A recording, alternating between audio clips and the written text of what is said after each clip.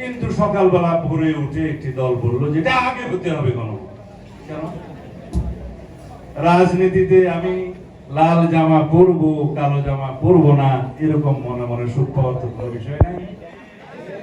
এটা জাতীয় জীবনের একটি গুরুত্বপূর্ণ বিষয়।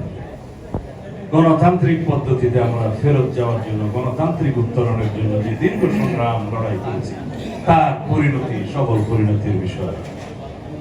এটাকে বাধাগ্রস্ত করে, প্রশ্নবিদ্ধ করে, নিত্য নতুন বিভিন্ন রকমের ইস্যু সৃষ্টি করে কোনো সময় ঘি দিয়ে তৈলাক্ত করার যে বয়ান দিচ্ছেন, এগুলো শোভনীয় নয়।